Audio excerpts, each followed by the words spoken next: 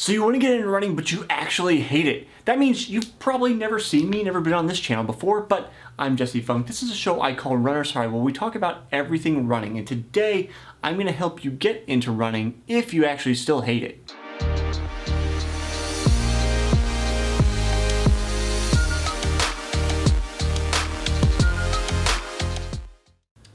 Now normally, the first thing I do is try to tell you to subscribe because I want you to stick around. I want you to learn about running. And if you're in it for the long haul, do subscribe. But the first thing I want to say about getting in running if you hate it is the same thing that I said to people who are trying to get their kids into running. Don't do it. Don't do it. If you hate running, don't do it. I've been consistent about saying this for years. There are a lot of people that come up to me that I know because I run so much. I've run for such a long time. I run all the time. It's kind of the thing I do. And they go, man, I wish I could get into running. I wish I liked running. If you don't like it, that's perfectly fine. It's okay. You don't need to like running. Find something you do like. It doesn't have to be running. It could be, getting into karate. It could be doing, a community soccer program. It could be woodworking. Not quite as physical as running, but finding something you enjoy is going to be something that makes you be consistent over time. So whether it's, workout videos, karate, running, volleyball, whatever it is that you find something you enjoy doing, because being consistent is going to be more important than the particular activity when it comes to your long-term health. So that's my first thing. But if you still want to stick with running, now we'll get to the actual tips on how to do it. If you really hate running, my guess is you probably been spending time on a treadmill. If that's you, get the heck outside. Stop with the treadmill. There's a reason that there is slang for the treadmill, and it's called the dreadmill, because people dread getting on it.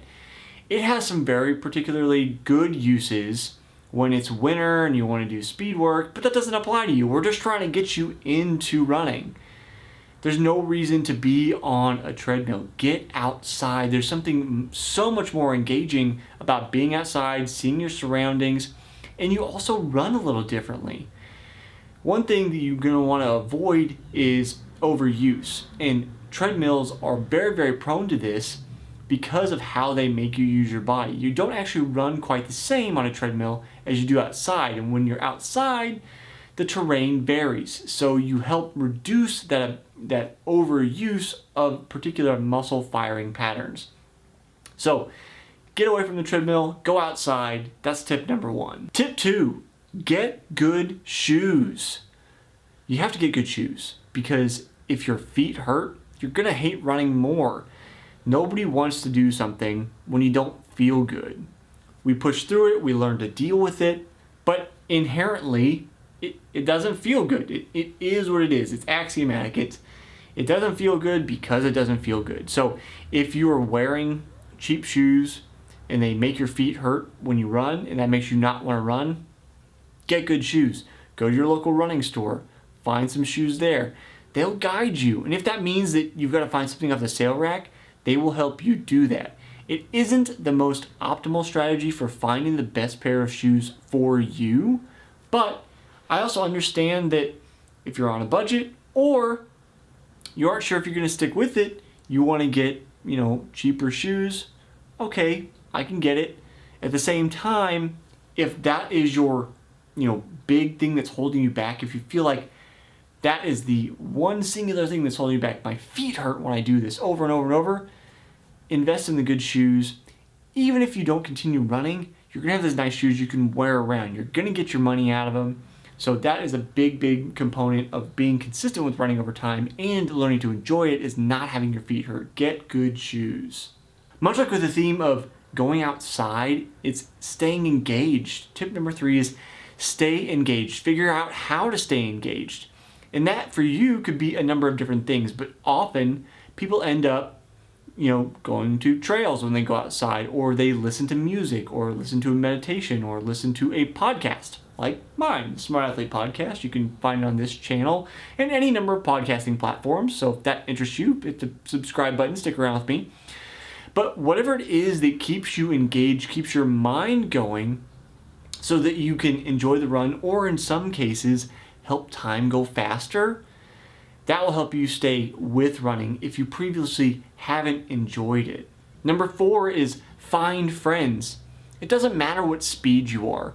If you are what you consider slow as a slug or fast as a rabbit, and somewhere in between, it doesn't matter. I guarantee there's somebody else that's going to be about your speed that runs and would like to have another running friend.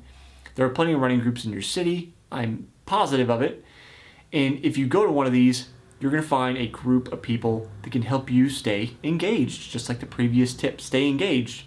It's so much faster on runs when you're talking and laughing and having a good time and getting to know people, and in the cases where you're going hard, suffering together. Being social helps you stay with running and make it fun, because it's not just you out there alone, and some of us thrive when we're together with other people. So if you can add that component in, it can help bring up the joy so you stay with running. This one's more of a technical tip, and it's take it easy. There's a shirt we had when I began running in 8th grade. My coach made this shirt for us, and we thought it was super cool because we're 12-year-olds and we didn't really understand it at the time, but it stuck with me. And the shirt said, "Go out like a dog, die like a hog." Now, as mean as that may be to swine, it is somewhat accurate in that dogs like to sprint and they die off quickly, they slow down. So if you go out hard, you're going to get slaughtered. That's the other kind of not so fun part of that phrase. But in any case, it still is accurate. You want to take it easy, because when you go out hard, you're going to die off. You're going to slow down because you aren't able to sustain that pace. When you start out, you want to feel like, I can do this forever. Now you can't.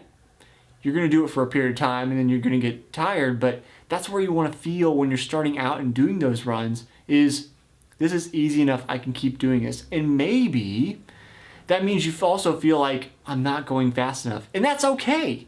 That's absolutely okay. If you feel okay, you feel good at the beginning, that's going to help you stay consistent. You'll, reduce the amount of suffering you're doing and the feeling of like, why can't I do it? Because you're finding the appropriate pace for you for a long distance run.